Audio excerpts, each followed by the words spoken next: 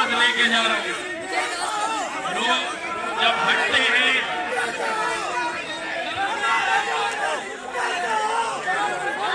मुकम्मल गैर सियासी गैर जमहूरी जहनीत रखने वाले जो हुक्मरान हैं सिंध के, जो 18 साल से बिला शिरकत गैर एक बदतरीन और बदउनवान तरीन जो यहाँ पर हुक्मरानी कायम की है, अपने ज़ाती ग्रोही मफादात के लिए जो लूट मार की जिन्होंने इंतहा कर दी है, ये उनके मफादात को प्रोटेक्ट करने के लिए गवर्नर सिंध एक उम्मीद की किरण हैं। उन्होंने शहरी सिंध में बिलखुसूस और पूरे सिंध में लोगों को इत्मीनान दिया, ऐसे फलाही काम किए जो कि IT का इंस्टीट्यूट और 50,000 बच्चों का उन्हें अपने पैरों पे खड़ा करना, $1,000-2,000 वो माहाना कमाने लगे।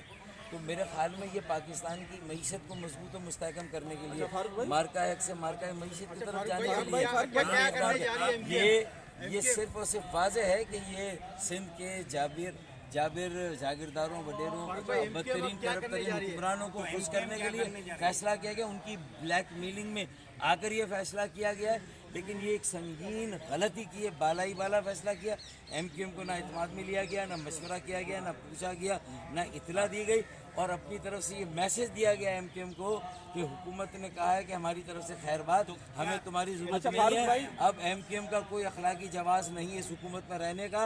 फिलफौर हुकूमत को खैरबाद कह के हुकूमत से अलहदा हो जाना चाहिए, एक लम्हे की भी ताक़ीद नहीं। MQM के कुछ लोग भी तो चाहते थे कि गवर्नर साहब सीट पे ना रहें। क्या आप तो मुतालबा करें तो किससे करें? आपके पार्टी के जो रहनुमा है वो क्यों नहीं आपकी बात मान रहे और वो क्यों नहीं अलहदा हो रहे? और आसिफ अली जरदारी के हवाले से क्या कहेंगे? देखिए, ये तो कमेटी की मीटिंग होगी और उसी में फैसला होगा ना।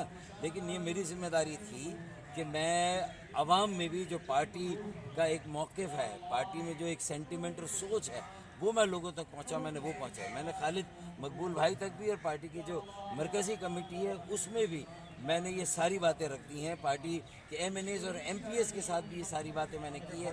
पार्टी की जो मुख्तलिफ तंजीमी ढांचा है उसमें भी ये सारी बात कर दी है कि देखें, अगर इस फैसले को हमने अपनी रेड लाइन ना बनाया तो MQM की सियासी साख को नाकाबिले जैसे कहते हैं तलाफी नुकसान पहुंचेगा MQM की साख को।